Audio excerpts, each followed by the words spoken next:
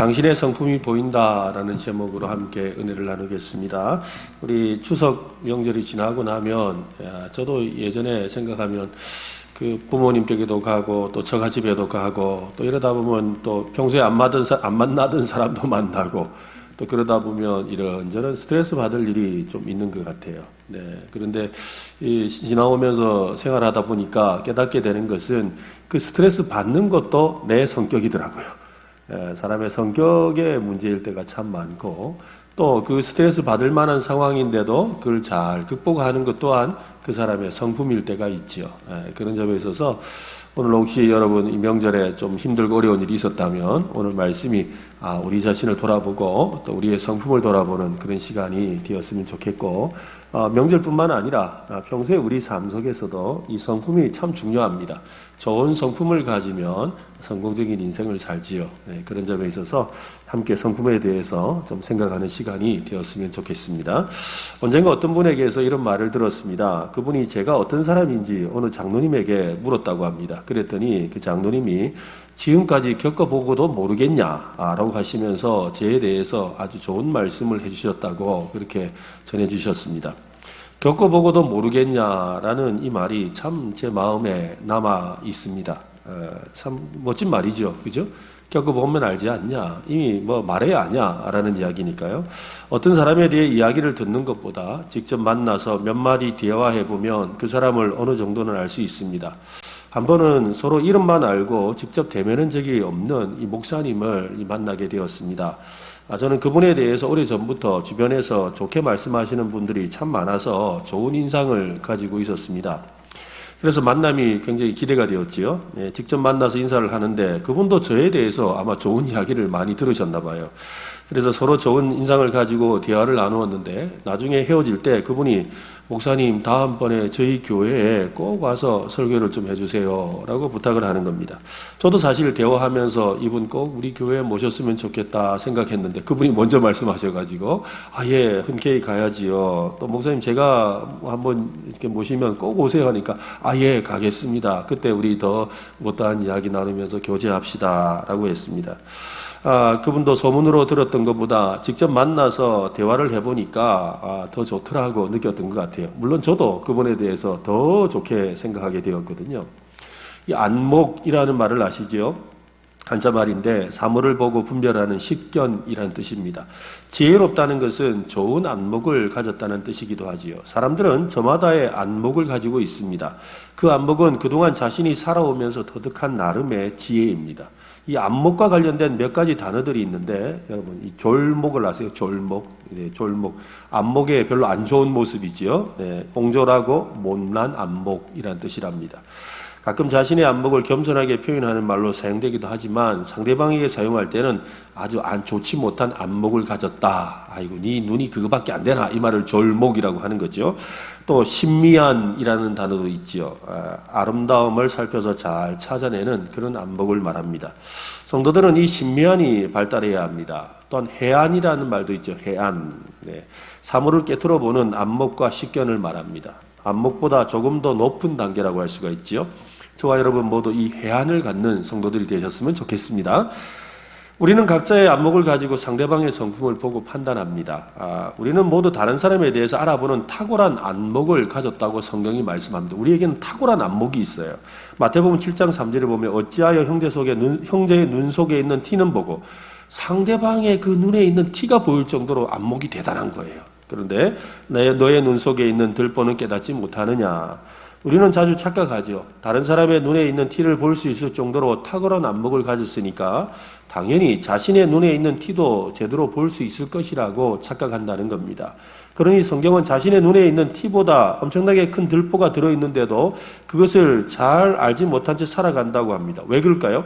그것은요 익숙하기 때문이에요. 익숙함이라는 게 무섭습니다.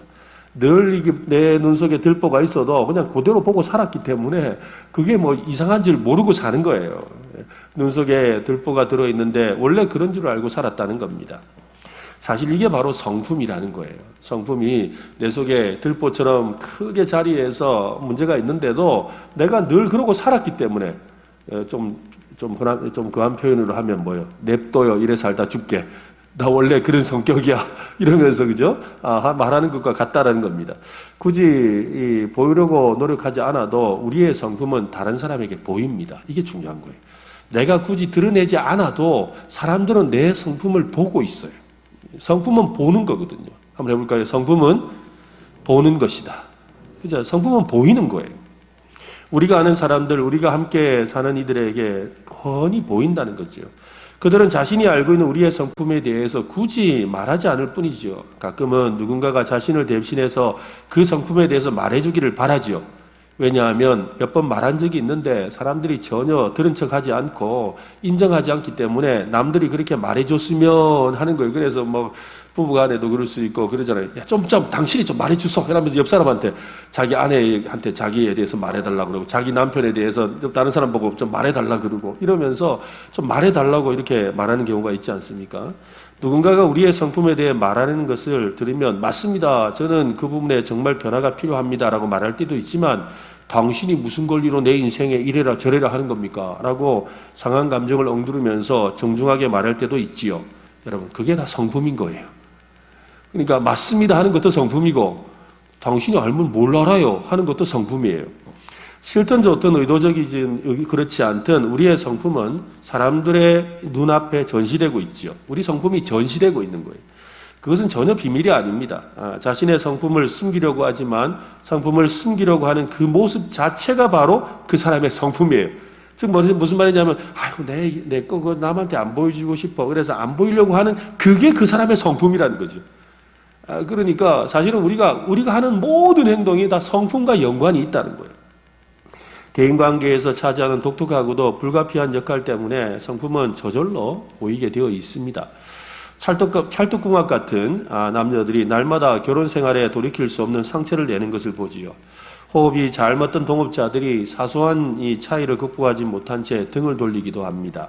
많은 부모와 자녀들이 서로를 향한 사랑을 받아들이지 못한 채 상처만 주고받지요. 명절에 혹시 그런 일이 있었다면 다시는 그런 일이 생기지 않도록 우리가 오늘 성품을 좀 제대로 알아야 되겠습니다. 이웃과 친구들이 별일도 아닌데 원수가 되어서 얼굴 쳐다보는 것조차 싫어하지요. 우리는 항상 편안하고 원만한 관계를 맺으며 살아가고 싶어 하지만 현실은 그렇지 않습니다.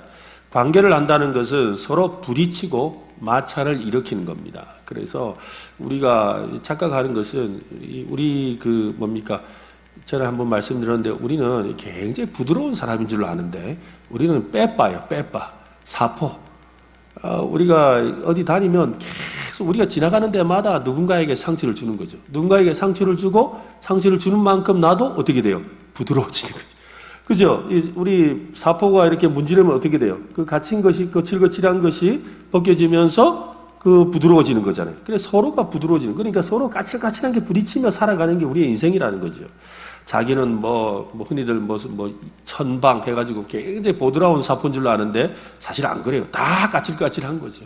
겉으로는 부드러워 보여도 다 까칠한 삶을 살고 있습니다.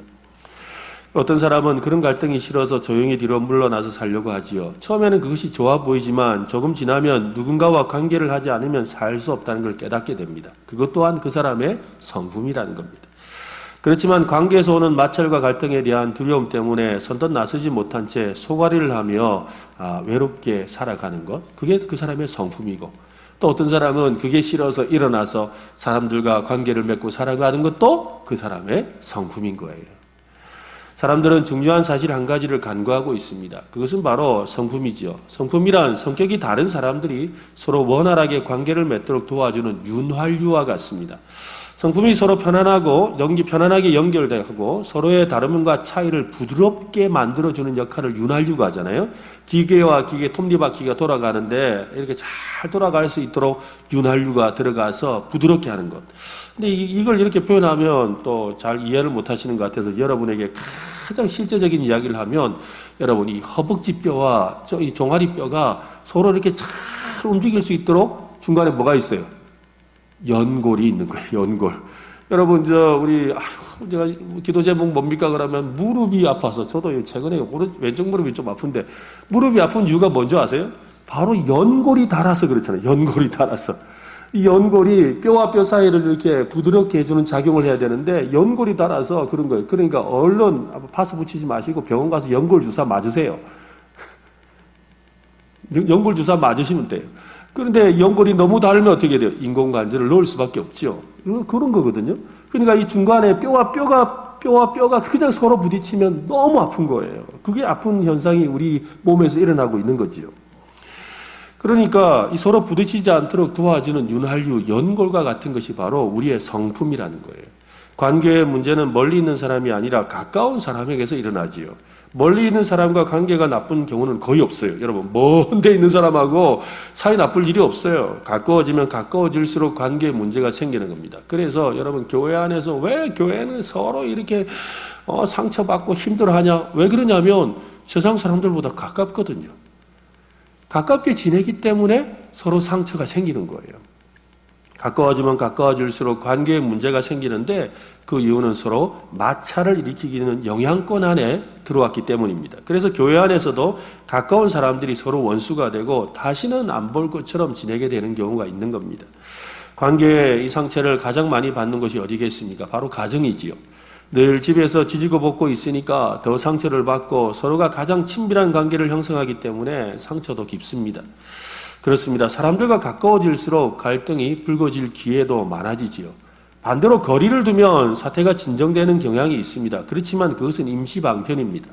문제의 본질적인 해결이 되지 않지요. 갈등을 회피하는 것으로는 문제가 해결되지 않는다라는 겁니다. 남편이나 아내가 갈등을 피하려고 배우자를 버리면 순간의 스트레스는 해소될지 몰라도 고스란히 자식들에게 그 상처와 고생이 돌아가잖아요. 그렇지 않습니까? 가끔 젊은 이 부부들이 두 사람 살아가기 힘들다고 두 사람만 해가지고 이혼하면 어떻게 돼요? 자식들이 그 고통을 다 받는 거잖아요. 자식들은 한쪽 부모가 없이 깊은 상처와 불안정한 삶을 살아가야 합니다. 직원들이 불만에 차서 사표를 내거나 또 해고당하면 그 사람이 맡았던 일에 대한 후속 조치와 생산성 하락은 불을 보듯 뻔하고 또 직원은 새로운 직원이 직장을 찾기 위해서 힘든 시간을 보내야 합니다. 사실 직장 관계에서도 사실 실력 때문에 잘리는 사람은 별로 없어요. 거의 대부분은 관계 문제로 생기는 거예요. 목회도 마찬가지고 선교사님도 마찬가지예요. 선교사님들 중에도 말은 사역이 힘들어서 사역이 이렇게 환경이 하나님이 다 문을 닫으셔서 그만뒀다고 하는데 가만히 속사정을 들어보면 그냥 속이 그냥 시커멓게 문드러졌어요. 왜냐하면 이 선교사님들과의 사이에서 관계적인 어려움을 겪는 거예요. 서로 간에 생각하는 부분들이 있기 때문이죠. 선교지에 있는 그 선교하는 대상 때문에 상처받지는 않습니다. 그들에게는 내가 베풀고 내가 희생하는 것은 당연하다고 생각하기 때문에 거기에 대해서 별로 상처받을 일이 없어요. 그 사람들이 아무리 공격해도 나는 이 일에 대해서 기쁨으로 해야 된다고 생각해요. 그런데 함께 동력한다고 생각하고 함께 충분히 이해할 수 있을 거라고 생각하는 사람 사이에서 일어나는 갈등 때문에 힘든 거죠. 부부간에도 마찬가지고 다 마찬가지예요. 알만한데 이야기잖아요. 알만한데 아니 그걸 모른단 말이야. 알만한데? 라는 이 말에서부터 상처가 시작되는 거거든요. 그렇습니다. 교회 지체가 싫어서 교회를 옮긴다면 처음에는 좋은 것 같지만 결국 새로운 곳에서 또 다른 상처와 직면하게 되지요. 우리는 문제를 피하고서는 형통할 수가 없습니다. 문제란 기적의 윤활유, 연골과 화력을 듬뿍 부어 풀어야 되는 겁니다. 그것이 바로 성품이라는 거예요. 건강하고 오래된 관계는 좋은 성품이 그 가운데 영향을 주고 있다는 증거입니다. 반대로 갈등이 많고 오래가지 못하는 관계는 성품에 뭔가 결함이 있다는 이야기지요. 모든 관계는 서로의 성품에 직접적인 영향을 받습니다. 그러므로 성품에 결함이 있을 때 제일 먼저 관계가 고통을 당하는 것은 당연하다는 거예요. 아버지 학교라는 이 남자들 이렇게 하는 오주간 하는 이런 이 관계 맺고 또 가정에서 회복을 하는 이런 학교가 있습니다. 그 학교의 원조격인 미국의 이 프라미스 키퍼스라는 이 모임이 있는데요. 이 모임을 처음 만든 분이 빅 맥카트니라는 분입니다. 이분이 그 가정에서 남자들을 향해 이렇게 말을 합니다. 아내의 얼굴을 보면 그가 어떤 남자인지 알 수 있습니다. 그가 아내에게 주었거나 주지 않은 것이 아내의 얼굴에 그대로 묻어나기 때문입니다. 그러니까 아내의 얼굴의 책임은 누구 거라고요? 남편 책임이다. 남편이 어떻게 했냐가 그 아내의 얼굴에 그대로 드러난다는 거죠. 자신의 성품의 반사체는 바로 아내였다는 것을 깨닫고 깜짝 놀랐다고 이 빅 맥카트니는 말합니다. 거울 속이 아니라 가장 가까운 반려자의 지친 눈 속에서 자신의 성품이 보이기 때문이지요. 우리는 자주 성품은 그 사람의 속에 있는 것이라고 생각합니다. 그런데 사실 성품은 그 사람의 그 바깥에 영향을 줍니다. 더 정확하게는 그 사람 속에 있는 것을 바깥으로 배출해서 다른 사람에게 영향을 주죠.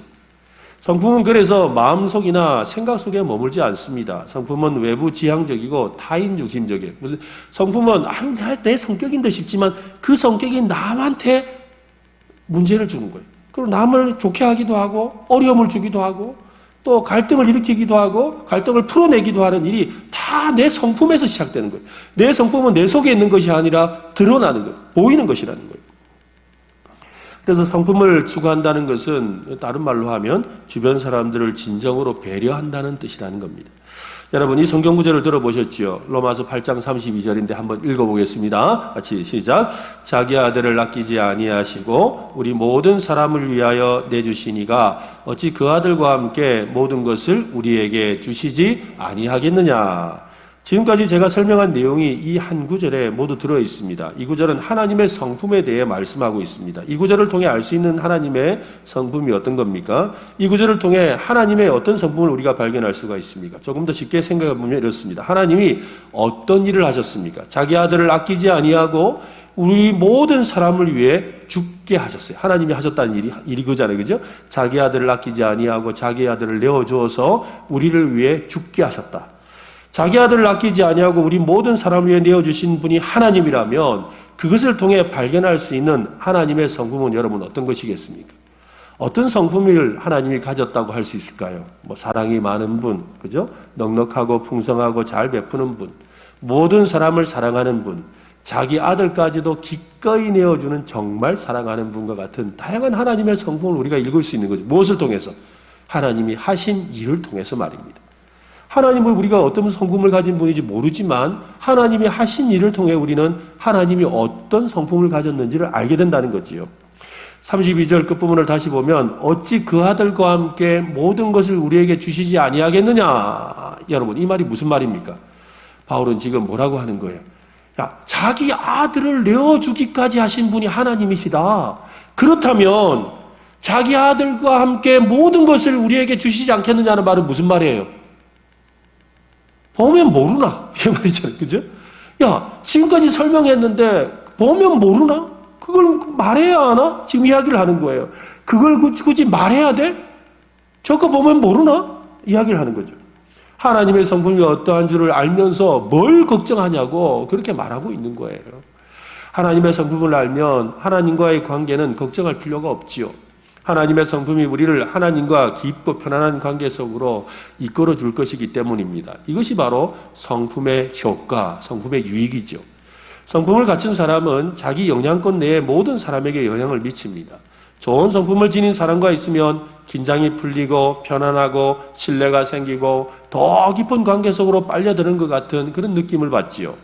좋은 성품은 관계 속에 있는 사람들에게 영향을 줍니다. 성품에는 전염성이 강합니다. 그래서 성품은 마치 향기를 내뿜듯이 매력을 발산합니다. 사람들을 모여들게 만들고 같이 있으면서 닮아가고 싶은 마음을 가지게 만들지요.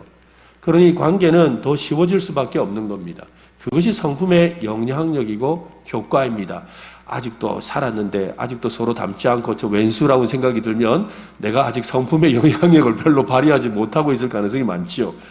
우리가 하나님과 예수님도 우리에게 그렇게 다가오셔서 이 성품의 향기를 내뿜으시는 겁니다. 그 덕분에 지금 이렇게 우리가 신앙생활을 하고 또 주님을 닮아가려고 애쓰고 있는 거죠. 하나님 우리에게 강요하시는 것이 아니라 하나님이 어떤 분이신지 또 우리 예수님이 어떤 분이신지를 보여주시며 그분의 성품을 닮아라고 하시지요. 그렇게 우리를 닮아가게 하신다는 겁니다. 오늘 함께 읽었던 말씀이 바로 그것을 우리에게 설명하고 있습니다. 7절로 9절 여러분 다시 한번 보십시오. 너희도 전에 그 가운데 살 때에는 그 가운데서 행하였으나 이제는 너희가 이 모든 것을 벗어버리라. 곧 분함과 노여움과 악의와 비방과 너희 입에 부끄러운 말이라. 너희가 서로 거짓말하지 말라. 옛사람과 그 행위를 벗어버리고. 이전에는 마귀와 죄와 세상과의 관계했기 때문에 그들의 성품을 닮아가고 있었어요. 아니, 쩔어 있었죠. 그것에. 마귀의 성품에 쩔어 살은 거예요. 세상의 성품에 쩔어 산 겁니다. 그들의 성품이란 어떤 겁니까? 분함, 노여움, 악의, 비방, 부끄러운 말, 거짓말, 이런 것들이죠. 이런 것들은 한마디로 옛사람의 행위라고 했습니다. 이것이 바로 그 사람의 성품을 말하는 겁니다. 이러한 옛사람의 성품을 벗어버려야 하는 것은 이미 우리는 옛사람이 죽었고 새사람이 되었기 때문이죠. 이제 나에게 영향을 주는 것은 성품의 대상이 달라졌기 때문인 거예요. 나에게 영향을 주는 성품의 대상이 옛날에는 과거 마귀였고 사탄이었고 세상이었다면 이제는 하나님이고 예수님이고 성령님이십니다. 아멘? 그죠? 우리는 그런 삶으로 바뀌었다는 거죠. 그래서 골로새서 3장 10절 말씀 같이 읽어봅시다. 시작. 새 사람을 입었으니 이는 자기를 창조하신 이의 형상을 따라 지식에까지 새롭게 하심을 입은 자니라. 우리가 누구의 성품을 닮아야 합니까? 자기를 창조하신 이, 곧 하나님을 닮아야 합니다. 쉬운 성경은 이 구절을 이렇게 번역하는데요. 이것은 여러분을 창조하신 그분의 모습을 닮아가는 것입니다. 이 삶 속에서 하나님을 아는 참된 지식이 점점 더 자랄 것입니다. 그렇습니다. 우리는 하나님과의 관계를 통해서 하나님의 성품을 닮아가게 될 겁니다. 하나님의 성품에 대해 우리가 어떻게 알 수 있습니까? 성경 말씀을 통해 알 수 있지요. 성경을 통해 말씀하신 하나님의 아들을 통해 알 수 있습니다. 예수 그리스도 그분을 본받는 것이 하나님의 성품을 담는 것입니다. 그래서 로마서 8장 29절은 하나님이 미리 아신 자들을 또한 그 아들의 형상을 본받게 하기 위하여 미리 정하셨으니 이는 그로 많은 형제 중에서 맏아들이 되게 하려 하심이니라. 사도 바울은 성도들을 향해 그리스도를 닮아가기를 힘쓰라고 도전합니다. 갈라디아서 4장 19절에 나의 자녀들아 너희 속에 그리스도의 형상을 이루기까지 다시 너희를 위하여 해산하는 수고를 하노니 그리스도의 형상을 이루도록 돕기를 원했던 거죠. 왜 우리는 그리스도를 닮고 하나님의 성품을 가지기를 힘써야 합니까? 로마서 8장 5절 6절에 보면 육신을 따르는 자는 육신의 일을 영을 따르는 자는 영의 일을 생각하느니 육신의 생각은 사망이요 영의 생각은 생명과 평안이니라. 하나님의 성품을 따르는 것은 생명과 평안이 됩니다. 그러나 세상의 성품을 따르면 결국 이 사망에 이르고 말기 때문이지요. 우리가 하나님과 어떤 관계를 맺느냐, 세상과 어떤 관계를 맺느냐에 따라 우리는 아주 다른 결과를 초래하게 된다는 겁니다. 그처럼 우리의 성품이 다른 누군가에게 영향을 미치게 되죠. 생명과 평안을 주는 관계를 만들기도 하고 사건과 사고와 갈등을 인해서 죽고 싶을 정도의 관계를 만들기도 하지요. 앤디 스탠이라는 유명한 목사님은 이렇게 말합니다. 한번 따라해 볼까요? 성품이 있는 곳에 상생이 있고 성품이 없는 곳에 갈등이 있다. 네, 여러분 제가 이 추석 명절 중에 이 말씀을 전하는 이유도 바로 그거예요. 우리가 그냥 평소에 살던 사람들하고 살다 보면 내 성격이 어떤지 잘 몰라요. 죄송합니다. 설교 중이지만 그래도 좀 리얼하게 표현하기 위해서 내 성격이 지랄 맡은지를 잘 몰라요.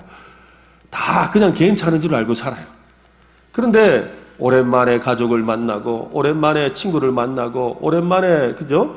낯선 사람을 만나든지 뭐 이렇게 만나게 되면 그 옛날에 있던 내 모습이 드러나기도 하고 또 서로 간에 안전지대가 없이 만나니까 어떻게 돼요? 서로 부딪히는 거예요. 그러다 보니까 명절에 이런 상처 저런 상처를 받기도 하고 마음이 힘들기도 하고 또 누집 자식이 조카가 잘 됐다는 말에 화가 나기도 하고 또 우리 자식들 괜히 막 한 소리 하기도 하고 뭐 별의별 생각이 다 들잖아요. 그죠? 명절이 참 좋은 날이 돼야 되는데 와서 기분 좋게 밥 먹고 막 이야기하다가 마음 상해가지고 돌아가고 또 젊은 부부들은 왔다가 또 뭐 시댁 식구들 때문에 상처받고 처가집 식구 때문에 상처받아가지고 돌아가는 차 안에서 막 서로 부부싸움하고 이런 일들이 막 생긴단 말이에요. 평소에 만나지 않으면 없었던 일이에요. 그런데 이미 그 일이 생겼잖아요. 그 모든 일이 다 우리는 그러면서 남 탓하거든요. 뭐 누가 어떻고 네가 어떻고 내가 어떻고 이러면서 그러고 있는데 그 모든 것이 다 뭐라는 거예요? 내 성품의 문제예요. 내 성품. 이 성품에 대해서 저도 배워가면서 깨닫게 되는 게 그게요. 자꾸 하나님의 그 성품을 닮아가고 싶고 또 예수님의 성품을 닮아가려고 하면 할수록 저의 모습 속에서 저의 부끄러움을 보게 되는 것 같아요. 저의 부끄러움을. 그래서 내가 하나님 앞에서 부끄러운 나의 모습을 보고 주님의 모습을 닮아가고 싶은 마음이 생기다 보면 전에는 스트레스 받고 화날 일인데 이제 조금 그게 편해지고 또 그 덕택에 사람들이 덜 긴장하게 되고 저도 이렇게 보기는 이렇게 반듯하지만 저희 가족 아이들이 그래요. 아빠 화난 얼굴 좀 하지 마세요 그래요. 여러분 제가 화난 얼굴 못 봤죠? 근데 저희 식구들은 보거든요. 근데 저는 무뚝뚝하고 아무 말 안 하고 있는데 그게 화난 얼굴이라는 거예요. 나는 화 안 냈다고 하지만 우리 아이들은 화낸 걸로 듣고 있죠. 여러분 내가 화를 안 냈더라도 상대방이 화냈다고 느끼면 화낸 거예요. 아까 말했죠. 그게 내 성품인 거죠. 내가 그건 화난 얼굴을 하고 있으니까요. 바로 그렇다는 거예요. 그걸 우리가 알고 깨닫게 될 때, 그죠? 이전보다 더 어떻게 돼요? 아, 그렇군 하고, 한 번 더 이렇게 찡긋 웃는 표정도 짓고, 또 한 번 더 이렇게 무뚝뚝한 말이 아니라 상냥한 말을 하고, 이러면서 내 성품이 변화되고, 새로워지고, 또 그러면서 가족 간에, 또 이웃 간에 그 좋은 모습들을 만들어가게 되는 거지요. 사실 지내면서 상처받을 일이 참 많잖아요. 자기도 모르게 참 못된 말 하는 사람 많거든요. 그죠? 형제 간에도 또 가족 간에도 그 말 상처받을 줄 모르고 그냥 막 하는 사람들 있어요. 그런 사람들을 보고 그 상처받는 거 그것도 내 성품이고, 그죠? 그런 말을 들으면서 불쌍히 여기는 것도 내 성품이에요. 그리고 그런 말에 지혜롭게 대처하는 것도 내 성품인 거죠. 우리 예수님의 모습이 그랬을 거 아닙니까? 그죠? 우리 예수님은 여러 가지 비난의 말 속에서도 그 말을 가지고 정죄하지 아니하시고 그 말씀을 오히려 은혜의 말씀으로 바꿔내는 능력이 예수님께 있었던 것처럼 우리도 그런 이 성품의 변화가 있었으면 좋겠다는 겁니다.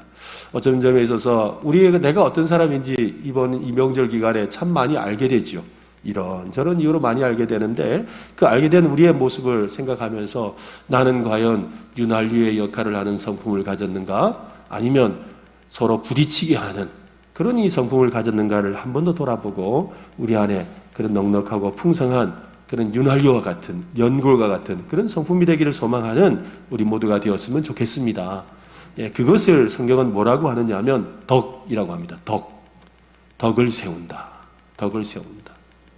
이 덕을 세운다는 거죠. 덕을 세우기에 노력해야 된다는 겁니다. 덕스럽게 마무리가 되어야 되지요.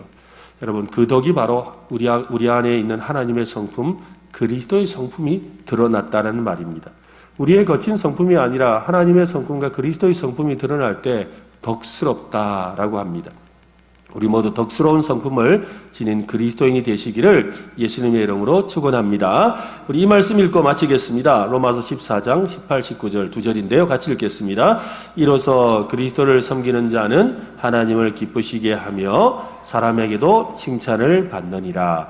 그러므로 우리가 화평의 일과 서로 덕을 세우는 일을 힘쓰나니 이 말씀이 오늘 저와 여러분의 성품의 결과가 되시기를 간절히 바랍니다.